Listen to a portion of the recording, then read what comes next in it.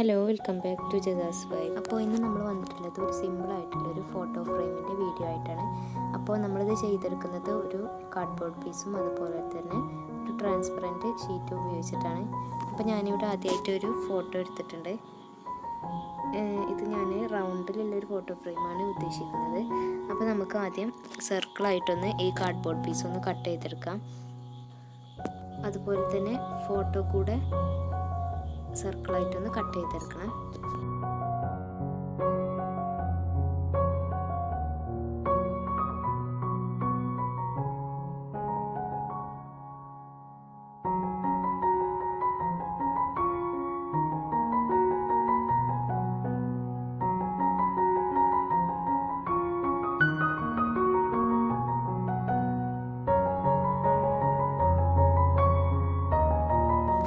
അപ്പോൾ ഞാനിവിടെ 2 cardboard piece ഒരേ സൈസിൽ ഇവിടെ കട്ട് ചെയ്തെടുത്തിട്ടുണ്ട്. ഇനി നമുക്ക് നമ്മുടെ ഈ ഫോട്ടോ ഒരു കാർഡ്ബോർഡ് പീസിൻ്റെ മുകളിലായിട്ട് ഇങ്ങനെ ഒട്ടിച്ചു കൊടുക്കാം.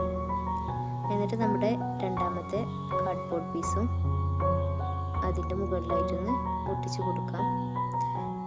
ഇനി നമുക്ക് അതിൻ്റെ ഉള്ളിൽ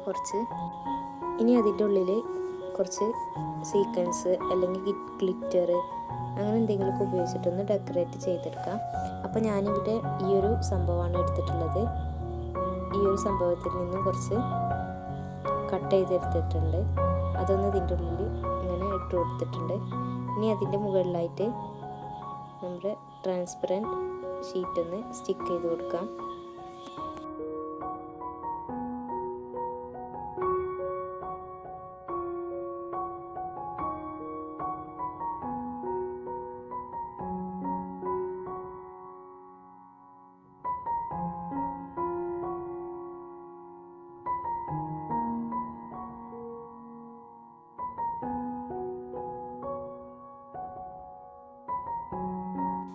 പിന്നീട് ഞാൻ അതിൻ്റെ മുകളിലായിട്ട് ഒരു കളർ പേപ്പറും കൂടെ ഒട്ടിച്ചെടുത്തിട്ടുണ്ട്.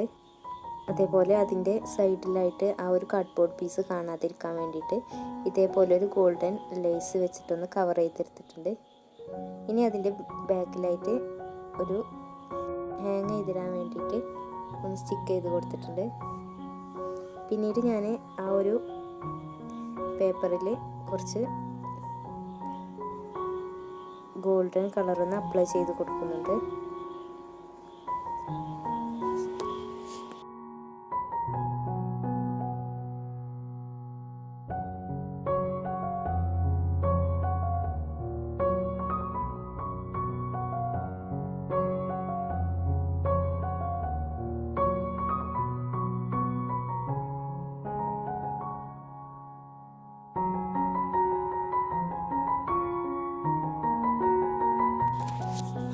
അപ്പോൾ നമ്മുടെ സിമ്പിളായിട്ടുള്ള ഒരു ഫോട്ടോ ഫ്രെയിം ഇവിടെ റെഡി ആയിട്ടുണ്ട്. പെട്ടെന്ന് ഉണ്ടാക്കിയെടുക്കാൻ പറ്റുന്ന ഒരു സിമ്പിളായിട്ടുള്ള ഒരു സംഭവമാണ്. അപ്പോൾ നിങ്ങൾക്ക് ഈ വീഡിയോ ഇഷ്ടപ്പെട്ടിട്ടുണ്ടാകുമെന്ന് കരുതുന്നു. ഇഷ്ടപ്പെട്ടെങ്കിൽ തീർച്ചയായും ഒന്ന് ലൈക്ക് ചെയ്യുക, സപ്പോർട്ട് ചെയ്യുക. ഒരു പുതിയൊരു വീഡിയോ ആയിട്ട് നമുക്ക് വീണ്ടും കാണാം. അതുവരേക്കും താങ്ക്സ് ഫോർ വാച്ചിങ്.